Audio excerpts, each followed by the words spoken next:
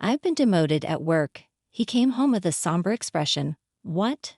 I almost spilled the tea I was drinking. His company's performance has been poor recently, and I knew there were major personnel changes due to restructuring, but I never imagined it would hit Scott directly. Still, I think it's important to support him in times like this as his wife. Well, I guess we just had some bad luck. Times are tough, and I'm working too, so don't worry, I responded cheerfully. My name is Catherine, 50 years old. Currently, I'm working full-time in the back office. I live with my husband Scott, who is 2 years older than me, my high school sophomore daughter Julia, and my 72-year-old mother-in-law Ethel. Well, Ethel and I don't always see eye to eye, but since I'm working outside the house, we only see each other when I'm home, so I've decided not to worry about it. I told my daughter, your dad is a bit down because of the demotion, but try to act normally around him. However, Scott started to vent his frustrations, and that venting, well, it's often said that people vent their frustration on those closest to them, those they trust most, and indeed, all of it was directed at me. The next day, as I was cleaning the hallway during my day off, he passed by and suddenly said, "You've put on weight since we got married, haven't you?" Who? Well, I am 50 after all. Even the gynecology pamphlets say that women tend to gain weight around menopause. But according to my company's health checkup, I'm not overweight, I replied. Then he said, forget the health checkup. Your figure is too unsightly. You're just being lazy. If you're overweight, I'm embarrassed to be seen with you and your barrel-like figure. I was at a loss for words when my husband suddenly said such a heartless thing. Then he said, ugly, and locked himself in his room. What? What's happening all of a sudden? I pinch my own side. I can pinch it. When I pinch it with my thumb and forefinger, it fits snugly with the curve, and I can tell that I've gained more than enough. But why now, all of a sudden? I felt as if I had been pierced by an arrow that had come flying at me out of the blue. So much so that I forgot I was holding the magician wiper in my hand. It was that much of a shock. The wiper slipped from my hand, clattering loudly as it fell onto the hallway floor. From that day on, Scott's attitude towards me became increasingly harsh. To make matters worse, my mother-in-law seemed to have listened to that weekend's argument, and she jumped on it. Then the power doubled. As I was climbing the stairs with a laundry basket, intending to hang the clothes, my mother-in-law descended from the second floor. No, she didn't descend, she just waited at the top of the stairs. She'd remark things like, oh, how awful. If only you weren't so fat, we could pass each other on the stairs. I wouldn't have to wait here because only one person can pass due to your obesity. Furthermore, when I served fried chicken for dinner, she'd say, isn't this what's making you fat? And would remove my plate. She'd suggest that the three of us who aren't overweight should eat. My gynecologist told me after middle age, you either get fat or you lose weight. But my mother-in-law was on the thin side. My mother-in-law was skinny like a dried-up tree. But I was still able to tolerate her petty harassment. Such nuisances had been commonplace, so I was somewhat used to it. What really pierced my heart was my husband's behavior. Since that incident, my husband Scott stopped talking to me. There was no thank you, or that was delicious. Even when I served him breakfast, he just silently ate and then got up. He'd silently enter and leave the bathroom. We still shared the bedroom, but he just turned his back and played with his smartphone. I couldn't stand being treated as if I were invisible. One night in the bedroom, I gathered my courage and asked, hey, did I do something to deserve being ignored? He responded, not really, but I just don't want to talk to anyone other than humans. He went on to say, I don't want to be seen as a family with someone this fat. If you care about me, lose some weight. Huh? I was disheartened by his words, but it's inevitable after middle age, and you know it, right? Even though I walk 1.2 miles for commuting, I'm trying my best in my own way. Indeed, I was trying hard to combat the weight gain due to aging, but he coldly turned his back, saying if the results aren't showing, it's the same as not trying. Don't talk to me anymore. From then on, he truly stopped responding to me. My mother-in-law continued to tease me about my weight, and whenever meat, fruits, or rice were on the table, she'd question, Are you allowed to eat that? Are you aware? And I ended up being able to only eat salads and boiled vegetables. Scott just watched all of this without saying a word, only moving his chopsticks in silence. I may be at the end of my marriage. I began packing my belongings in my spare time. If I'm going to be treated as hair by Scott, then maybe it would be better to just become invisible. When I told my daughter, I'm thinking about going back to my parents' house, she responded, yeah, I get it. I've seen Grandma and Dad always pick on you during meal times. It's hard to watch. I'll go with you, Mom. We can live in your parents' house, and I can still go to high school from there. And now, tomorrow is the day when the demotion I've known about for a while kicks in, right after the winter break. Scott came over with a smile, saying, let's have a drink, everyone, just this once. Starting tomorrow, the life without subordinates will begin for him. I wonder if he finds that unbearable, but by this time I've lost the will to go along with it. Even his plastered-on smile is irritating. Scott says, let's have a nightcap during dinner. I'll make wine spritzers. This might be the first time he's spoken to me since the day after the announcement of his demotion. He adds, Julia can have juice, and I'll make a wine spritzer for you too, Catherine. Then he places the prepared wine spritzers at 3 spots on the table. Strange, why all of a sudden? When Scott turned his back for a moment to look for the TV remote, I sniffed the drink he had made. What I smelled faintly, but I sniffed the drink. Definitely that smell. I recognized the faint smell because I've used it in cooking before. How could he think to make me drink this? I won't stand for it anymore. My mother-in-law's harassment, being ignored by my husband. I'll pay them all back. The wine spritzer pushed me over the edge. I'm sorry, could you get the camembert cheese from the fridge, Scott? It's from a local dairy farm and it's really delicious. I'm glad for the family time. Could you fetch it? Thinking he should at least do that much, when I expressed joy at family time, Scott headed towards the fridge. While he was away and before my mother-in-law and daughter sat down, I switched my drink with the one on the seat to my right. The right seat, it was Ethel's seat. Scott returned with the cheese.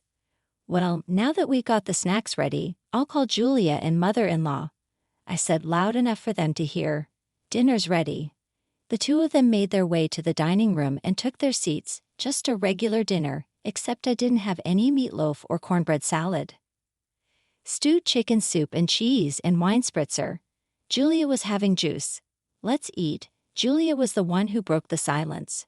Scott and my mother-in-law remained silent. I sipped on the wine spritzer Scott had made. He was watching me closely. I smiled and said, yeah, it's good. Scott murmured something under his breath, but I ignored him. I dug into the salad and then took another sip of the wine spritzer. Suddenly, a beam of red liquid shot out from my mother-in-law, reminding me of Godzilla's fire breath. Wait, what, Grandma? What happened? My daughter stood up in surprise. Some of the liquid splashed her salad. Did you choke? Are you okay?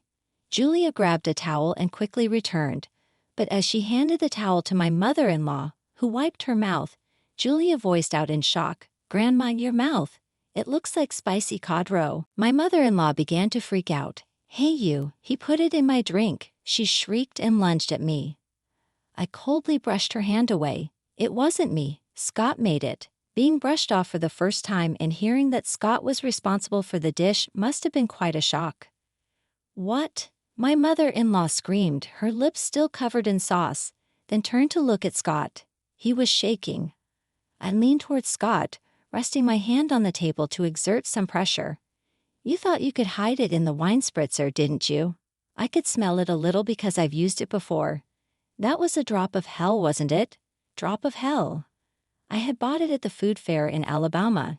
It's not as famous as death sauce, but because it has a hint of lime, I liked it more for its homey taste. That hint of lime was what I smelled, which means he mixed a considerable amount into the drink. My mother-in-law must not have noticed due to the smell of the wine spritzer or thought the lime smell was part of the flavoring. That's probably why she drank it. But regardless, this was a seriously malicious prank, extremely vicious. Wait, Dad did that? Julia wore a shocked expression.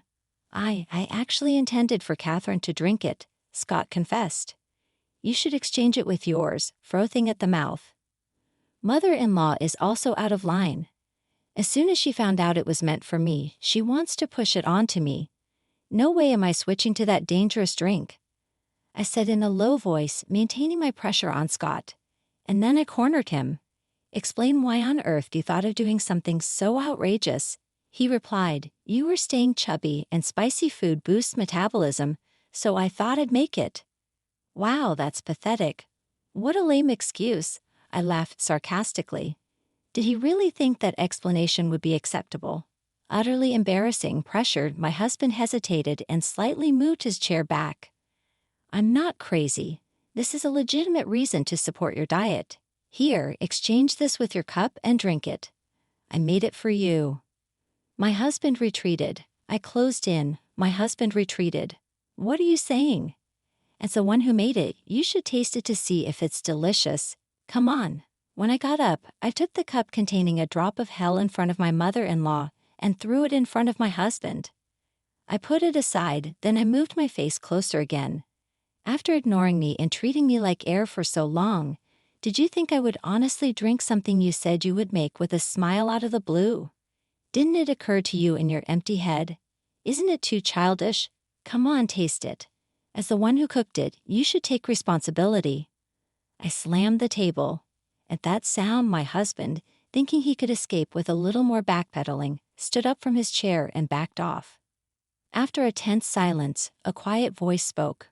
My husband and I turned to the source of the voice. The voice came from our daughter, Julia. Julia started to speak as if she was squeezing out the words, taking your frustration out on Mom, who supports you the most when things don't go well at work, and repeating cruel treatments. This is like a childish prank. I might not be supposed to say this to my parents, but it's too childish and unbearable to watch. Our daughter stood up too, and she continued, facing her father, is it wrong to be overweight? Mom wakes up early and walks to work, and she also brings lunch, so it's not like she's not trying. Then she turned to her grandmother, and you're going along with it, taking away my mom's dinner like fried chicken. What Grandma is doing is like middle school seniors and juniors. It's embarrassing. At those words, a flustered Ethel began to make a confused excuse. That's not it. I'm just worried that Julia's mom won't gain any more weight. She must want to be seen favorably by her granddaughter. In fact, Ethel liked Julia. But this time, Julia was harsh. Compassion is something that is conveyed to the other person. It hurt to see Mom's dinner. Despite Mom looking sad, I wouldn't call that compassion. Mom hasn't had any issues in her checkups, but still taking away her side dishes is just mean. Ethel fell silent, and another thing. It seemed Julia was done talking to Ethel for the time being. She turned back to her father. To her father, Mom goes to the gynecologist every month and keeps herself active, but despite all that, Dad just ignores her because she's put on some weight. What's his deal? That atmosphere he creates by ignoring her makes the house feel so tense. Can't he see that? Even Colonel Sanders and Aunt Stella from the cookie ads are plump. There's a term called happy weight, you know? If she gets older and becomes a lovely grandmother like Aunt Stella, I'd be thrilled. When I have kids and she's become a grandma, wouldn't it be great to say, Mom, you've come to some happy weight, and laugh about it? That's my dream. Could you please not ruin it for me? Her gaze was cold as ice as she spoke matter-of-factly. However, her words warmed my heart like hot milk to go with cookies. It's a pathetic sight to see a father scorned by his own daughter. And one more thing, she directed her words at her father. If you're going to ignore someone because of the weight gain due to aging, you should realize that with your thinning hair, you could easily be overlooked yourself. The tension was palpable at the dinner table. Her biting words had brought a chill to the living room. It felt so cold. You'd think that even a banana would freeze. It seemed she had said all she wanted to. After sighing, she turned to me. That's enough, Mom. It's time to let it go. It will be better for you. Her words took me aback. It would be better if I let go.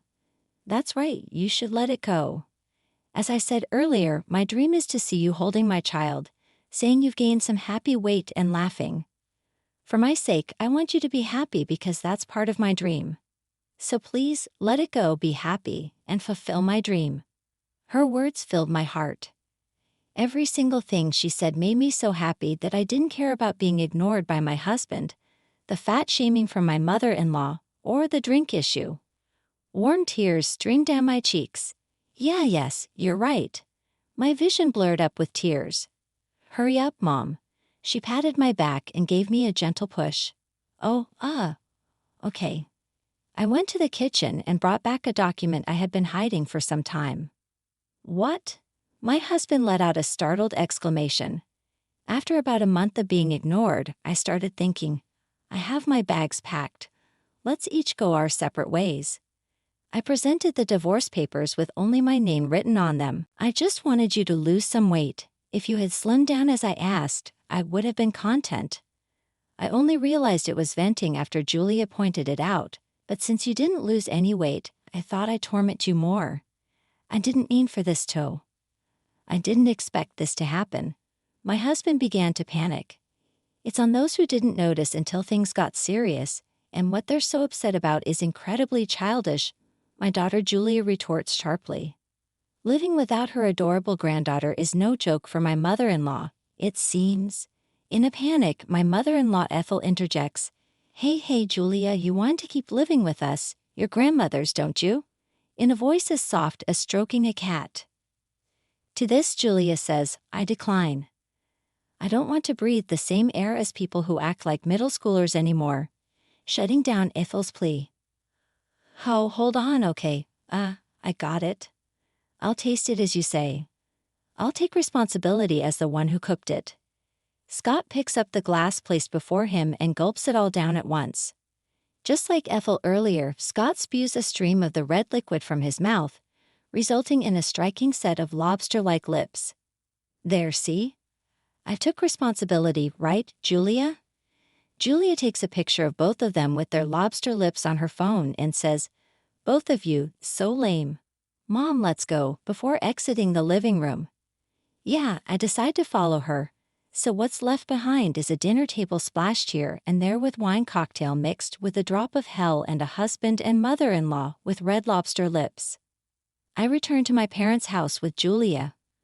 When we explained the situation at home, both my mother and father were furious and went to confront Scott and Ethel.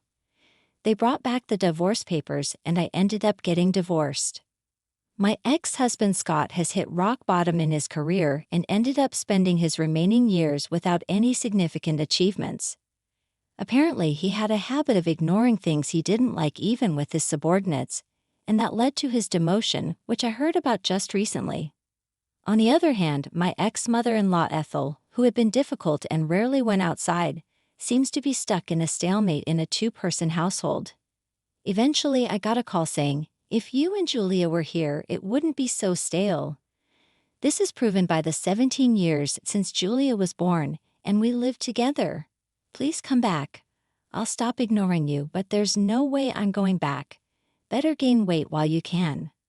Once you have grandchildren, you'll have more physical work to do. My mother jokes with a smile. That's true. Today, as always, I'm walking to work. On the way, my boss drives by and stops the car, offering, Want a lift? No thanks, I'm on a diet. Just get in, Catherine. Yes, I found a new boyfriend. Both of us have been divorced once, but because of that, we've both been through a lot and understand each other well. Dieting is good and all, but it would be a problem if you're late, he says while driving. I've never been late before, I respond, puffing up my cheeks.